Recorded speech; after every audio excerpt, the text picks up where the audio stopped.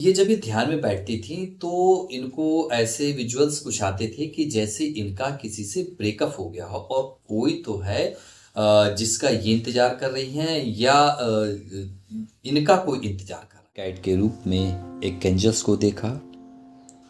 जब हमने एंजल्स के हाथ पकड़ने को कहा तो वो एंजल्स माँ तारानी के रूप में बदल गई। तब इन्होंने बताया कि ये बचपन में माँ तारायणी की बहुत पूजा करती थी। सारे पहाड़ दिख रहे हैं, कोई सभा चल रही है, एक लेडी भाषण दे रही है। किस चीज की सभा चल रही है हम इनसे पूछते हैं तो ये बताते हैं लोगों ने शायद गवर्नमेंट ने कुछ गलत किया है, इन लोगों की जमीन हड़प ली है। वो देखते हैं कि वो लेडी है, वो उनकी हेल्प करने आई है और वहाँ धरना देने को बोल रही थी। जब हम उस लेडीज़ को पहचानने के लिए बोलते हैं तो वो उस लेडी को अपने आप के रूप में देखने लगती है। स्पिरिचुअल लाइफ का क्या होगा तो माँ तारायणी बताती हैं कि अभी 1 साल बाद आपके हस्बैंड की डेथ हो जाएगी। इसके बाद आपका जीवन पूरी तरह धीरे धीरे स्पिरिचुअल होता चला जाएगा और आपको अभी धैर्य रखना है। जीवन में छोटे बड़े बहुत संकट आएंगे लेकिन आपको धैर्य से काम करना है। मैं आपके साथ हमेशा रहूँगी।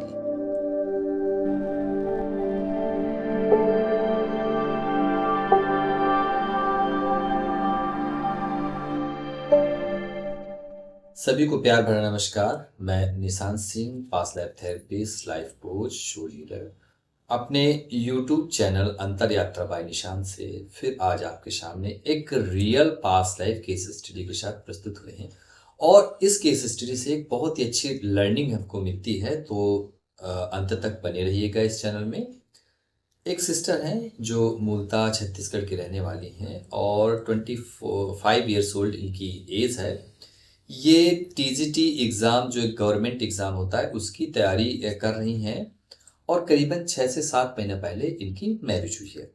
तो इनका जो पीएलआर कराने का उद्देश्य था वो ये था कि ये शादी नहीं करना चाहती थी, लेकिन फिर भी कुछ ऐसी फैमिली की कंडीशंस बनी जिसके कारण इनको शादी करना पड़ा।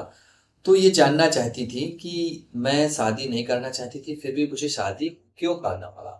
हमने थोड़ा और इनके लाइफ के बारे में कुछ पूछा तो ये ब्रह्म कुमारी संस्था से जुड़ी हुई हैं और करीबन बचपन से जब ये 8-9 साल की थी तब से इनके घर के आसपास ही कोई सेंटर है ब्रह्म कुमारी संस्था का।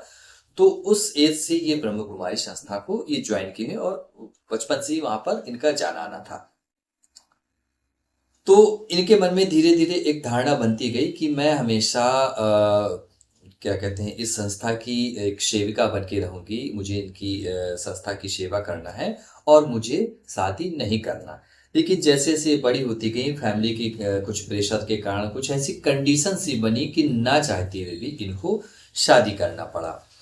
जब ये थोड़ा बड़ी हुई, कॉलेज लाइफ में पहुंच गई तो थोड़ा उस टाइम पर ये संस्था जाना इनका छूट गया, लेकिन फिर भी ये मेडिटेशंस वगैरह करती थी। और ये जब ये ध्यान में बैठती थी तो इनको ऐसे विजुअल्स कुछ आते थे कि जैसे इनका किसी से ब्रेकअप हो गया हो और कोई तो है जिसका ये इंतजार कर रही हैं या इनका कोई इंतजार कर रहा है। तो बार बार जब ध्यान में बैठी थी और ऐसा इनको विजुअल्स आते थे, ऐसे थॉट्स आते थे, तो ये थोड़ा बेचैन सी रहने लगी। फिर इनकी एक फ्रेंड है जिन्होंने इनको एक गाइडेड मेडिटेशंस का एक कोई वीडियो सा दिया। तो ये उनको सुन के मतलब उनको जब इन्होंने सुना तो इनको अपनी एक छोटी सी पास्ट लाइफ की एक विजुअल्स आए कि जिसमें इनके जो हस्बैंड हैं, ये इनका लास्ट सीन दिख रहा था उस विजुअल्स में कि ये डेथ का सीन है और ये अपने हस्बैंड को छोड़ के जा रही हैं और ऐसा उनसे वादा कर रही हैं कि हम फिर मिलेंगे। ऐसा इनको एक विजुअल सा आया। तो इन्होंने बताया कि अभी जो जिनसे इनकी शादी हुई है वो इनके रिलेशंस में इनके बड़े पापा की जो लड़की है उनके शायद देवर लगते हैं या किसी थोड़ा ऐसे कुछ नज़दीक के रिलेशंस में है। तो उनसे इनकी शादी हुई और बताया कि इनके जो हस्बैंड हैं बहुत अच्छे हैं, इनकी बहुत हेल्प करते हैं और ये शादी होने के बावजूद भी एक ब्रह्मचारी का जीवन पर जी रहे हैं।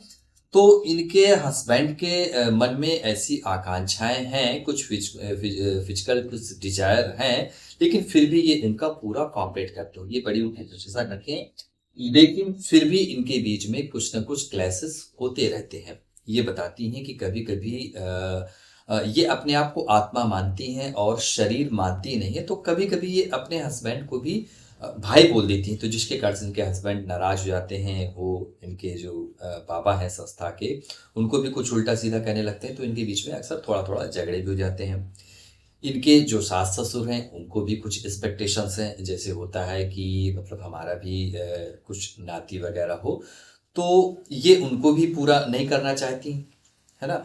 तो उनसे भी इनके कुछ क्लैशेस होते रहते हैं और ये अपने हस्बैंड से कहती भी हैं कि आप दूसरी शादी कर लीजिए क्योंकि मैं आपके डिज़ायर्स पूरी नहीं कर सकती और अपने सास-ससुर को भी बोल देती हैं कि मैं यहाँ पर नहीं रहूँगी, मेरा दम घुटना है, मैंने पता नहीं क्यों शादी कर ली और इस कारण से इनके बीच में कुछ न कुछ मतभेद होता रहता है।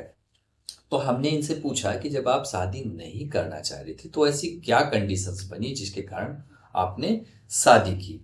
तब इन्होंने बताया कि जब इन्होंने ये विजुअल्स देखे कि ये किसी का वेट कर रही हैं इस लाइफ में, किसी से ब्रेकअप हो गया, तो ऐसी धारणा बची कि अभी के जो इनके हस्बैंड है, ये शायद उन्हीं को उन्होंने अपने पास्ट लाइफ का जो एक हल्का-सा विजुअल्स आया, उन्हीं को उस रूप में इन्होंने देखा था।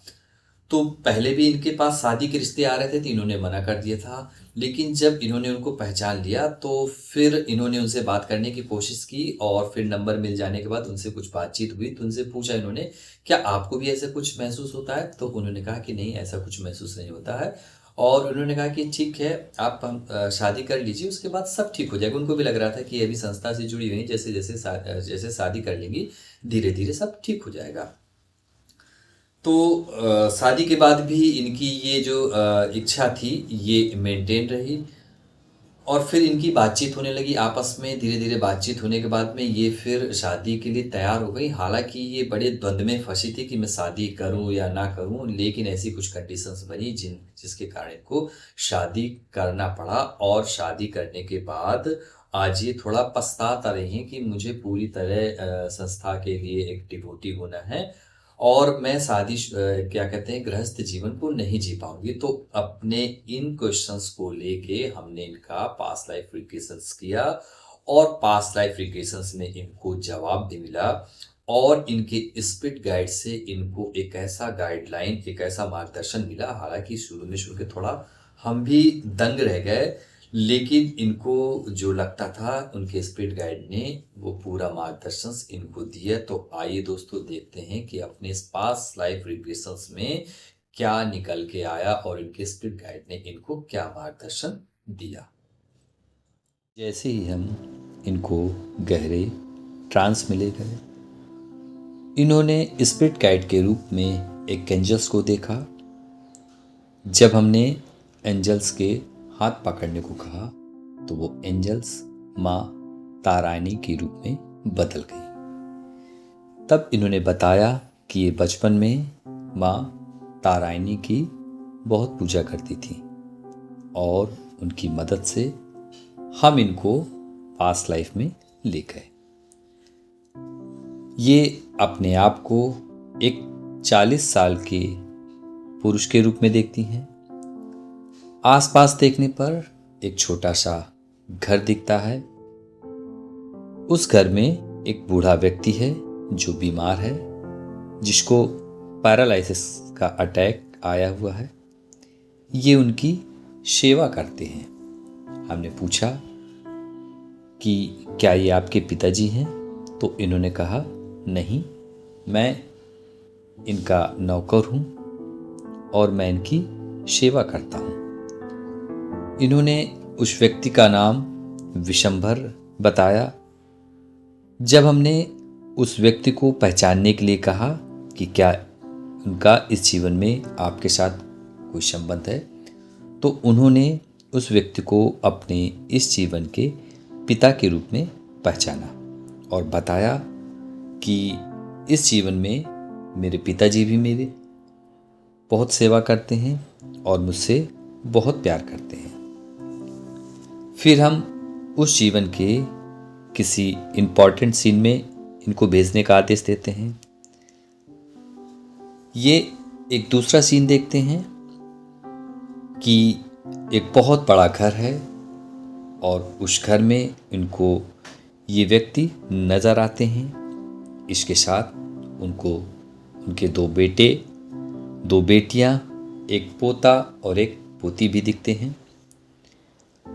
इनका जो बड़ा बेटा दिखता है उसको वो अपने इस जन्म के हस्बैंड के बड़े भाई के रूप में देखते हैं और उनकी पत्नी को वो अपने इस जीवन के हस्बैंड की सिस्टर के रूप में देखते हैं। उनका जो छोटा बेटा दिखता है वो अपने इस जन्म की मामा के रूप में उनको पहचानते हैं और उनको जो 2 बेटियां दिख रही थी उनको वो इस जीवन में नहीं पहचान पाते। अगला सीन देखते हैं कि सभी लोग खाना खा रहे हैं। मैं इन सब की देखभाल करता हूँ। मेरी शादी नहीं हुई है और ना ही मेरे माँ बाप हैं। आगे ये देखते हैं कि वो जो व्यक्ति है उस व्यक्ति की कोई वाइफ थी जिनकी डेथ हो गई है हार्ट अटैक से, और सभी बच्चे आपस में प्रॉपर्टी के लिए झगड़ा कर रहे हैं। बच्चों का झगड़ा देखकर इनको पैरालिसिस का अटैक आया हुआ है। बच्चे अपने पिता को छोड़कर चले जाते हैं। बेटियां भी अपने पिता को छोड़कर जाने लगती हैं। तब ये उनसे कहते हैं कि कोई इनको डॉक्टर तक ले जाने में मेरी मदद करे। तो लड़के इनको भी मारते पीटते हैं और कहते हैं कि इसको उठाकर यहाँ से ले जाओ। तब ये इनको डॉक्टर के पास ले जाते हैं। डॉक्टर इनकी हालत देखते हैं और इनसे कहते हैं कि अब इनका कुछ नहीं हो सकता, इनकी आप सेवा कीजिए। फिर हम इनसे पूछते हैं कि फिर आगे आपने क्या किया। तो ये बताते हैं कि इन्होंने एक कच्चा मिट्टी का घर बनाया है जहाँ ये गाय पालकर दूध बेचते हैं और उसी दूध से इनका खर्चा चलता है। जब हम समय देखने को कहते हैं तो वो उस दिन को 2 जनवरी 1960 के रूप में देखते हैं। फिर हम इनको कुछ समय और आगे जाने को कहते हैं तो ये अचानक से दूसरे जीवन में चले जाते हैं। अब ये देखते हैं कि यहाँ बहुत सारे पहाड़ दिख रहे हैं। कोई सभा चल रही है। एक लेडी भाषण दे रही है। किस चीज की सभा चल रही है हम इनसे पूछते हैं तो ये बताते हैं लोगों ने शायद गवर्नमेंट ने कुछ गलत किया है, इन लोगों की जमीन हड़प ली है। वो देखते हैं कि वो लेडी है वो उनकी हेल्प करने आई है और वहाँ धरना देने को बोल रही थी। जब हम उस लेडीज को पहचानने के लिए बोलते हैं तो वो उस लेडी को अपने आप के रूप में देखने लगती है और ये कहती है ये तो मैं ही हूँ, और अपना नाम नीलाखी बताती है। फिर ये देखती है कि उनके एक पिता भी हैं और एक बड़ा भाई भी है। अपने पिता को वो इस जीवन के अपने बड़े पापा के रूप में देखती है और अपने भाई को वो अपने इस जीवन के बड़े पापा के बेटे के रूप में देखती है। ये बताती है कि इनके पिता पॉलिटिशियंस हैं और उन्होंने लोगों के साथ कुछ गलत किया है। उनके पिता के साथ उनके अच्छे संबंध नहीं हैं। इनके पिताजी ने ही गवर्नमेंट के साथ मिलकर इन लोगों की ज़मीन हड़प ली है, जिसका ये लेडीज़ विरोध कर रही है और उनका भाई भी उनके पिता का साथ देते हैं। जब हम पूछते हैं ये कौन सी जगह है, तो ये बताती है राजघाट, उत्तराखंड। आगे देखती है कि कुछ समय बाद मैं एक पॉलिटिकल फेस बन चुकी हूँ और अब मैं उन लोगों की ज़मीन वापस कर रही हूँ। मैं बहुत खुश हूँ। फिर देखती हैं कि ये एक गाड़ी में बैठकर कहीं जा रही हैं और पीछे से एक कार आती है जो इनकी गाड़ी को धक्का दे देती है और इनकी गाड़ी पहाड़ से नीचे गिर जाती है और इनकी डेथ हो जाती है। इसके बाद ये देखती हैं कि जिस गाड़ी ने इनकी गाड़ी को धक्का दिया, उस गाड़ी में इनके पिताजी और भाई बैठे हुए हैं। जब इनकी मृत्यु हो जाती है तो हम इनसे पूछते हैं कि अब आप कैसा महसूस कर रही हैं, तो ये बोलती हैं कि मुझे बिल्कुल भी अच्छा नहीं लग रहा है। मैं लोगों की हेल्प करना चाहती थी। मेरी आत्मा वहीं घूम रही है और वहीं पर वो एक मंदिर के पास, जो माँ तारायणी का मंदिर था, वहीं पे जाकर वो बैठ जाती हैं और माँ तारायणी से प्रार्थना करती हैं कि माँ मुझे मुक्ति दो, और इनको मुक्ति मिल जाती है। फिर हम इनसे पूछते हैं कि इसके बाद देखिए कि आपने अगला जन्म लिया, तो ये एक दूसरा जीवन देखने लगती हैं। अब ये अपने आप को आंध्र प्रदेश विजयनगर में देखती हैं। समय 1989। ये एक घर देखती हैं जो इनको अपने ससुराल के रूप में नज़र आता है, जिसका एनवायरनमेंट बड़ा पीसफुल लग रहा है इनको। ये घर में बैठ के पूजा कर रही हैं। साथ में इनको इनके पति भी दिखते हैं। इनके और इनके पति के साथ बहुत अच्छे संबंध हैं। वो इनकी बहुत रिस्पेक्ट करते हैं। घर में इनको अपने ससुर जी भी नज़र आते हैं। ये 3 लोग घर में रहते हैं। ये पति को अपने इस लाइफ के पति के रूप में ही पहचानती हैं और अपने ससुर को भी अपने इस लाइफ के ससुर के रूप में ही देखती हैं। ये देखती हैं कि इनके और इनके हस्बैंड के बीच में बहुत ही पवित्र रिश्ता है। ये उस टाइम पे भी बहुत ध्यान साधना करती थी, लेकिन इनके ससुर जी इनसे बिल्कुल भी खुश नहीं हैं, क्योंकि इन्होंने अभी तक उनको कोई चाइल्ड नहीं दिया। फिर हम इनसे पूछते हैं कि थोड़ा इस लाइफ के इम्पॉर्टेंट इवेंट को देखिए। ये देखती हैं कि इन्होंने कोई एग्ज़ाम क्लियर कर लिया है और ये कहती हैं मैं टीचर बन गई हूँ। मेरे हस्बैंड भी बहुत खुश हैं। फिर हम इनको कहते हैं कि देखिए फिर आगे क्या आपने जॉब ज्वाइन कर ली है, तो ये कहते हैं नहीं, मैं खुशी के मारे नीचे गिर गई हूँ और मेरे मुंह से खून निकल रहा है। मेरे हस्बैंड मुझको कुछ मेडिकल ट्रीटमेंट देने की कोशिश कर रहे हैं, लेकिन मैं उनसे कहती हूँ कि अब मैं जा रही हूँ और अपने हस्बैंड को छोड़ने की मेरी बिल्कुल भी इच्छा नहीं थी, लेकिन फिर भी मैं उनसे कहती हूँ कि हम फिर मिलेंगे। इनके हस्बैंड बहुत दुखी थे और ये देखती हैं कि इनकी डेथ इनके 30 साल की उम्र में हो जाती है। डेथ के कुछ दिनों तक ये आत्मा बनकर वहीं अपने हस्बैंड के आसपास घूमती रहती हैं।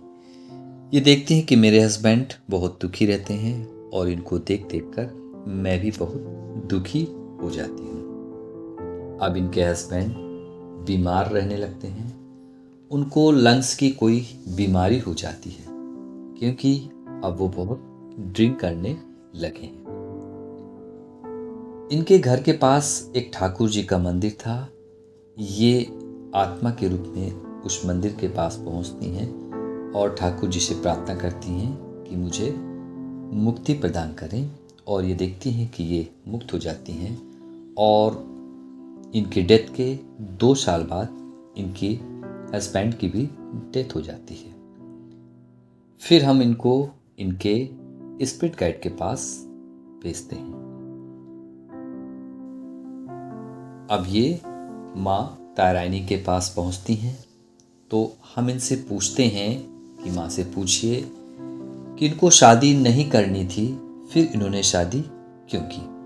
तो माँ तारायणी कहती हैं कि पिछले जन्म में आप दोनों एक दूसरे से बिछड़ना नहीं चाहते थे और आपके पति के मन में कुछ तमन्नाएं थीं जिसको पूरा करने के लिए आप दोनों इस लाइफ में फिर मिले। फिर हम इनसे पूछते हैं कि आगे इनके स्पिरिचुअल लाइफ का क्या होगा। तो माँ तारायणी बताती हैं कि अभी 1 साल बाद आपके हस्बैंड की डेथ हो जाएगी। इसके बाद आपका जीवन पूरी तरह धीरे धीरे स्पिरिचुअल होता चला जाएगा और आपको अभी धैर्य रखना है। जीवन में छोटे बड़े बहुत संकट आएंगे, लेकिन आपको धैर्य से काम करना है। मैं आपके साथ हमेशा रहूँगी। फिर हम इनको इनके कैरियर के बारे में पूछते हैं कि क्या इनको टीचिंग की जॉब मिल पाएगी, इनका आगे का कैरियर कैसा होगा। तब माँ तारायणी बोलती हैं कि कुछ समय बाद आपको टीचर की जॉब मिल जाएगी। आप प्रोफेशनल लाइफ, सोशल सर्विस और स्पिरिचुअल लाइफ एक साथ जिएंगी। कुछ समय बाद आपके सास ससुर से भी आपके रिश्ते अच्छे नहीं रहेंगे और आपको घर छोड़ना पड़ेगा। आप अकेले ही रहेंगी और जॉब भी करेंगी, सोशल सर्विस भी करेंगी और अपनी स्पिरिचुअल लाइफ को भी साथ साथ जिएंगी। फिर आगे चल के आप जॉब छोड़ देंगी और पूरी तरह सोशल सर्विस और स्पिरिचुअल लाइफ जिएंगी। आप आश्रम में रहने लगेंगी और आश्रम की सेवा करेंगी और फिर वही आपकी डेथ हो जाएगी। फिर इसके बाद हम इनको सेशन से वापस ले आते हैं। तो देखा दोस्तों, अपने इस सेशन में उन्होंने अपनी 3 पास्ट लाइफ देखी और स्पिरिट गाइड के रूप में उनको माँ तारायणी नजर आई।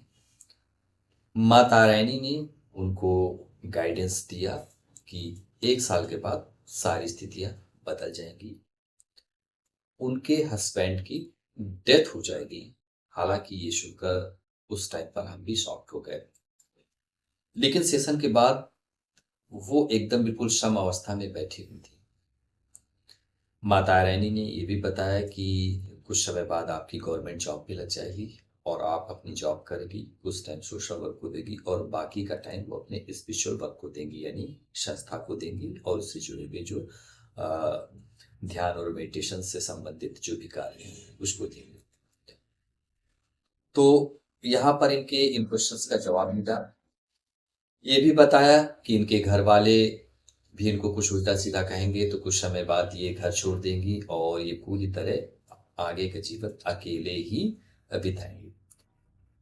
तो उनका ये जवाब सुनने के बाद हमने इनको थोड़ा अपनी तरफ से कुछ गाइडलाइन दिया कि देखिए, अभी आपको अपने हस्बैंड के साथ 1 साल रहना है, तो इन 1 साल में आप एक अच्छी पत्नी की तरह उनके साथ समय व्यतीत कीजिए, ताकि ऐसा ना हो कि इस डिजायर को लेके ये शरीर छोड़े। जैसे कि पिछले लाइफ में देखा कि उस डिजायर्स को लेके इन लोग अलग हुए थे और फिर मिले, तो इस ऐसे डिजायर्स को लेके ये शरीर छोड़ें और फिर कहीं आगे फिर इस डिजायर्स के कारण आप दोनों को मिलना पड़े। तो अभी ऐसा लगता है कि आपको उनके साथ बहुत अच्छा समय व्यतीत करना चाहिए और फिर इसके बाद आपको पूरे जीवन का आगे का समय आपको अकेले रहना ही है, तो पूरा समय आप अपने स्पिरिचुअल वर्क के लिए दे सकती हैं।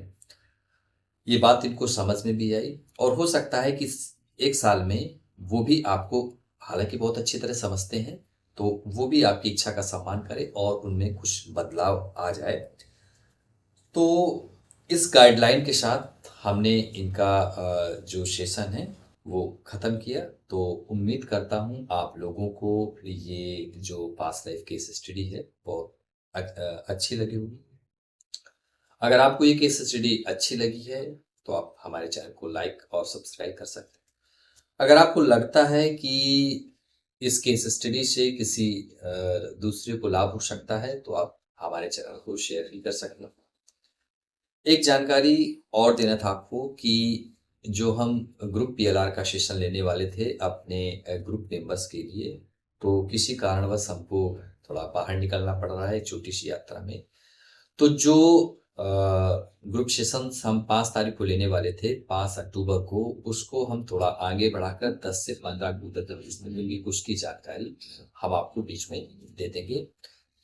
तो इन्हीं शब्दों के साथ हम आपसे विदा लेते हैं। आप सभी लोगों को बहुत-बहुत